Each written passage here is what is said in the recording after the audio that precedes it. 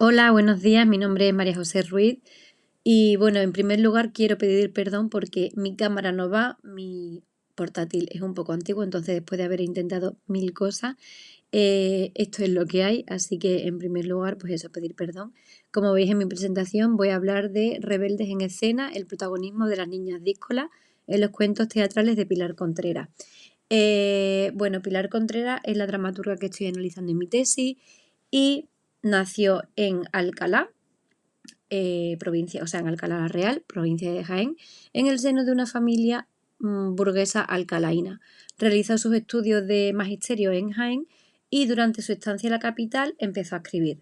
Sus primeros poemas pues aparecieron en el periódico La Verdad, un medio con una orientación bastante conservadora y religiosa, y sus obras a menudo iban acompañadas de música, que se enmarcan dentro de la literatura infantil destinada a ser representada en festividades escolares.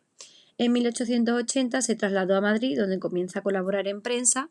Destaca el periódico literario y pedagógico que dirigió llamado El Amigo del Hogar, y también colaboró en abundantes diarios y revistas como La Moda Elegante, El Heraldo, entre otras muchas. Y ya a partir del 81 comienza a gozar del aval de cierto reconocimiento nacional cuando empieza a participar en la obra colectiva Las mujeres españolas, americanas y lusitanas pintadas por sí mismas, que recoge bueno, pues un compendio de las escritoras más destacadas de la época y una valiosa colección de retratos no costumbristas dedicados a la mujer.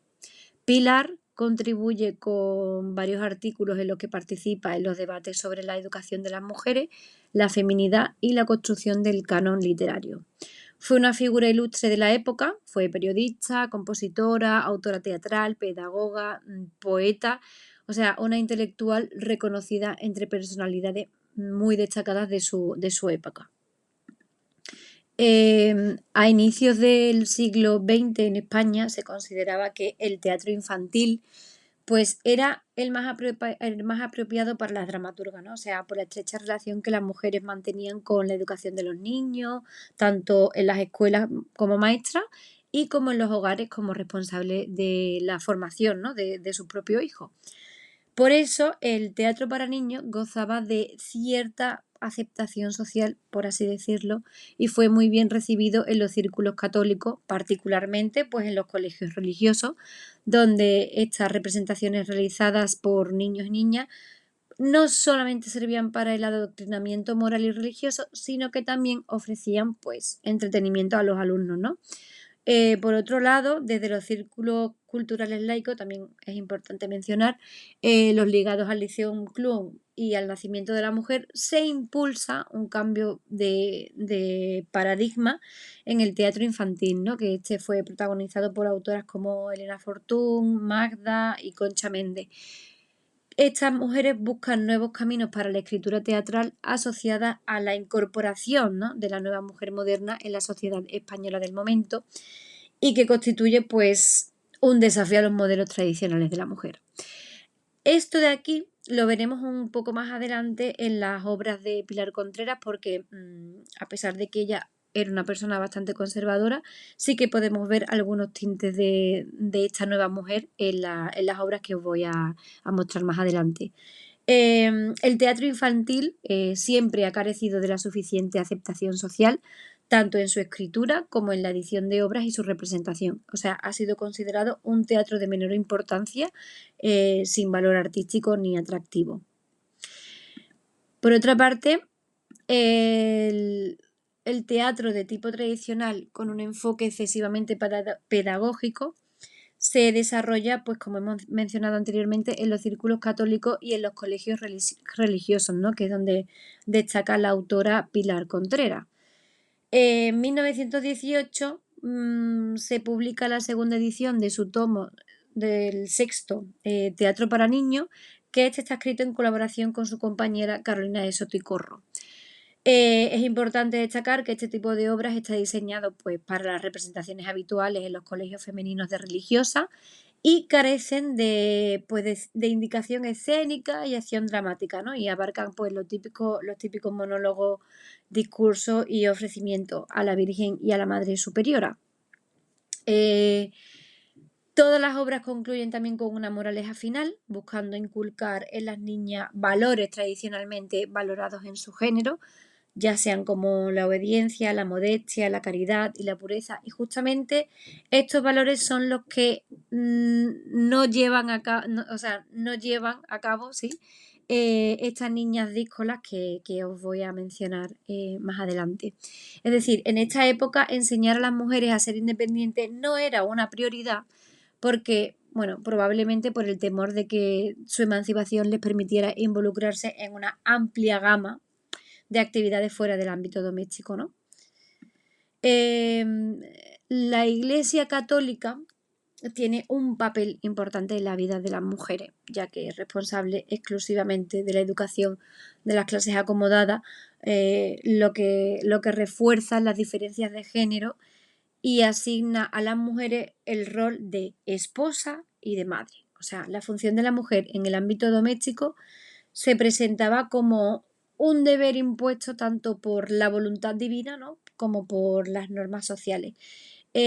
Como sostiene Aresti, dice, las mujeres de este modo no solamente eran más religiosas, sino que no podían dejar de serlo por imperativo de su propia naturaleza. Es decir, ellas no podían oponerse a su naturaleza, pues, o sea, dejar de ser devota se veía como una forma de rebeldía contraria a las virtudes tradicionales de las mujeres respetables.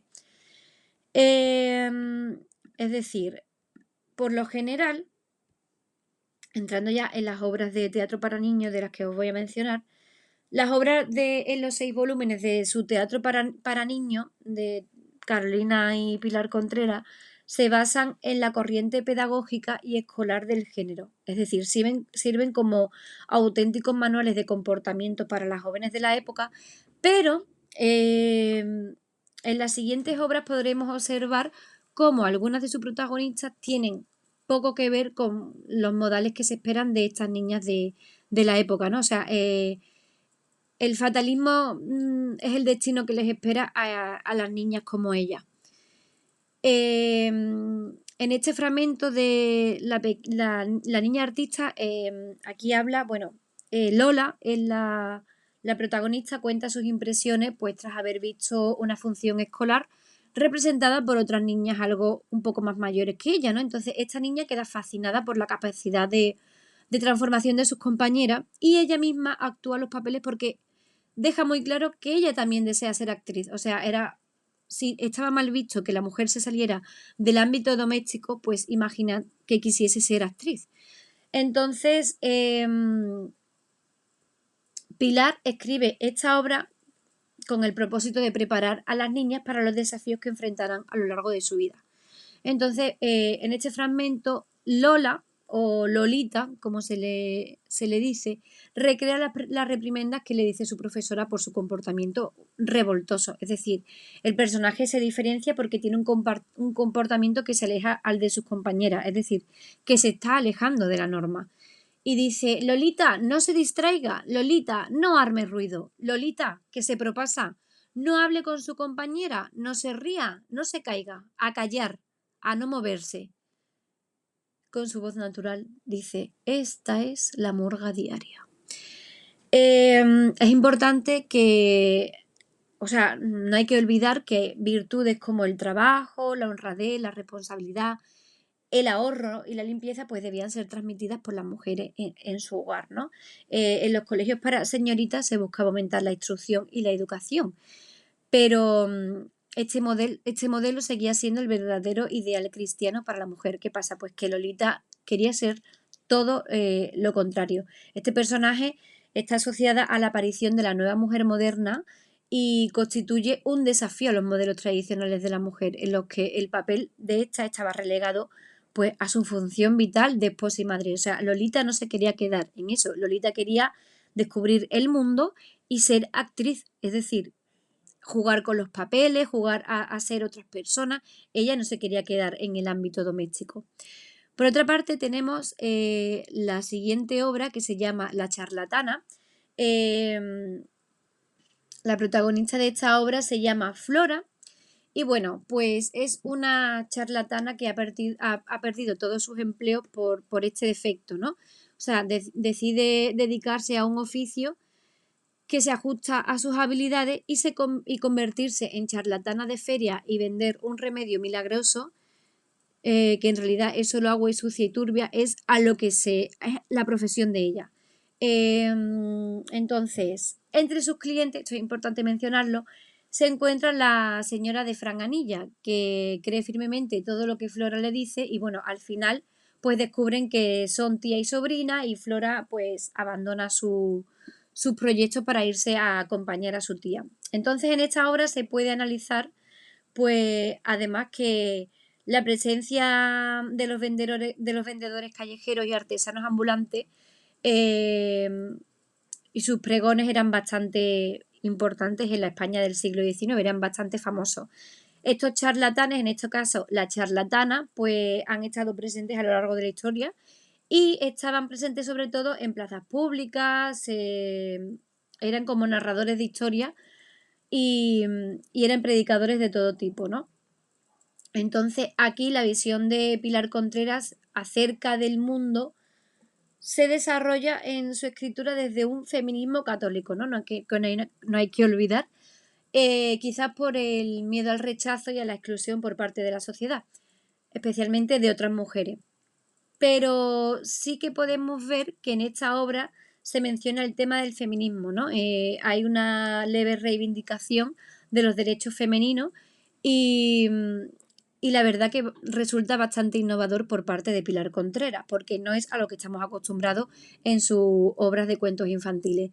Y dice así, yo estoy asombrada de su habilidad, parece mentira que una mujer, y dice Flora, el feminismo avanza, aquí en España estamos muy atrasados, sobre todo yo, que no tengo 2 cuartos. Usted será extranjera, soy española, pero me he educado en el extranjero, de modo que el título de doctora lo habrá usted adquirido con una facilidad de que no hay otro ejemplo. Es decir, en esta obra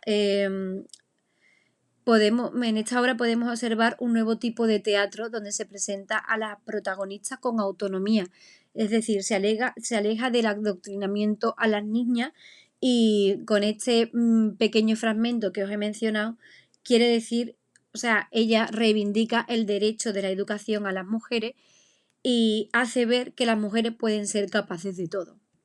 Y así como conclusión, pues a pesar de que en el teatro, o sea, de que en las obras de teatro para niños, por regla general, se percibe un carácter aleccionador y didáctico en los que se exaltan los principios morales y una educación religiosa que lucha contra la imagen de la mujer moderna, en estas obras, que tengo que decir también que son muy poquitas, o sea, la mayoría son justamente lo que os he mencionado anteriormente, pero en estas obras nos encontramos a estas protagonistas que luchan